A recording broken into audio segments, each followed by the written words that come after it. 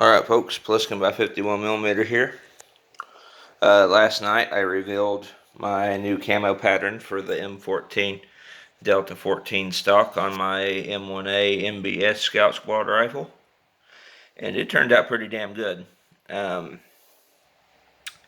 literally, I ended up doing this by mistake, because I had intended to do a different pattern, but one of the stencils that I created or getting it the way I wanted didn't go the way I wanted, so I ended up making it multicam. And honestly, if I were to do it all over again, I would have done this from the start. But quite literally, like with this being, this is probably the most impressive pattern I've done yet, and it was the most easy pattern I've done yet. Here's the colors that I used. I used camouflage Rust-Oleum, and this is the camo khaki for flat dark earth. That was the base coat, this color right here. Then I used Rust-Oleum camouflage deep forest green camo, and that's kind of the splotches. I used just regular Rust-Oleum satin brown because I didn't have camo. The paint in Walmart, I bought all this paint like several months ago in preparation for this, but they didn't have all in the camouflage pattern here. This is like really flat, so I wasn't originally going to use all this paint for the new AR, the Black Rain Ordnance AR, and I was going to hydro dip the M14 stock, but with the way things are going on certain stuff, I figured I'd just hurry up and paint it. But yes, this was a satin brown.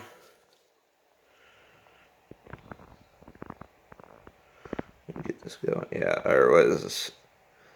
Satin London Gray. It's more of a brown to me. Then I used satin Fossil, and that is more of this color here, like this, like whiter, flat dark earth. See how it compares to the camo version. It's a lot brighter. And then I used the moss green satin that I used on the MBS's original stock for the stripes. But anyway, what you do to get the splotches is you take one of these old brushes here, just regular old paintbrush, and you cut like triangles in it, and then you just sit there and you just take the color you want on top of this and just dab it in. And I did that with all the main colors after I got the flat dark earth and brown applied. If I were to go back and do it all over again, I'd probably not do the stripe pattern with the brown. I would have just started splotching and went crazy. But like I said, I didn't intend to do multicam. But that's just what it ended up being, because I wasn't able to get the second or the third pattern part done or the way I wanted it, because the stencil or the instrument I was using wasn't working right. So I was like, alright, well, I'll just do multicam, because I literally quite remembered this from another video somebody did. And that saved my bacon, because I was sitting there, I was looking at it when I took it all apart, and I was like, well, what do I do now? Because it's just like that, the way I had it going wasn't working, so I was like, what do I do? And then that's what I did. I just like, oh, well, take one of these, cut pattern in it. And I had like another one for green. This one was flat dark earth. But yes, this one turned out to be the best pattern I've done so far. I think this even beats like the pattern on my M1A Loaded and my DPMS Oracle. And my Remington 700 243 ADL. So yeah, but it's the simplest pattern you can do. Just apply a base coat. Maybe add a design if you want. You could add like a stencil design in there with a different color, and then just take one of these, dab it in some color, and then just start making that like spec pattern. Kind of looks like it's multi-camish, but it's kind of like a fleck tarn MultiCam, the way it looks. So that's even cooler. I do have some Daniel Defense parts coming for this, because I recently learned today that the parents of Uvalde are putting a $27 billion fine, or suing Daniel Defense for $27 billion. And we all know what happened to Remington, so I figured to go ahead and get the stock kit that I wanted, because I was originally wanting to put Daniel Defense parts on this gun.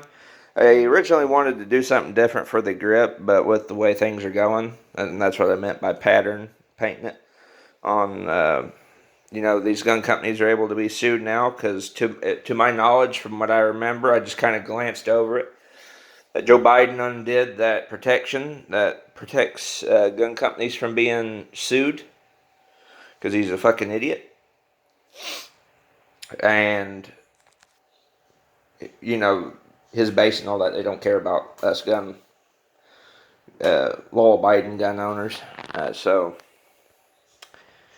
it's going to be interesting, because now any gun company can be sued. I mean, we see Daniel Defense now. So I went ahead and got that stock kit. It's going to be in Tornado Gray, and I got a Bravo Company buffer tube to fit onto the back end of this. So I'll still have the folding stock, and I'll just switch out between that and the collapsible one when they get here. So I figured I'd go ahead and do that and beat the issue. But if you're wanting something from Daniel Defense, better go try and get it now, because it's untelling what's going to happen.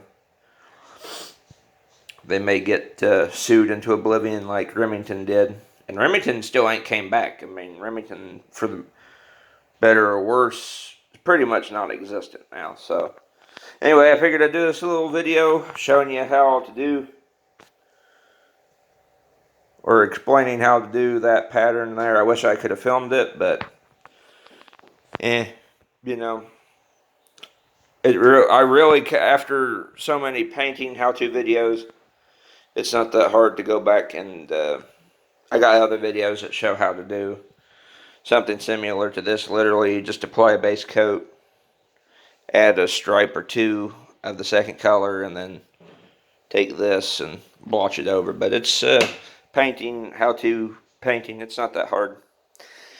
You just gotta think it through a little bit on what you want, and you can make any pattern you want. I'll get around to hydro dipping sometime, but I just wanting to get this patterned up, camoed, ready to go.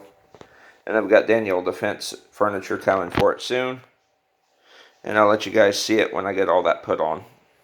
So anyway, guys, this has been Pliskin by 51mm. I intend to make some more videos over the weekend.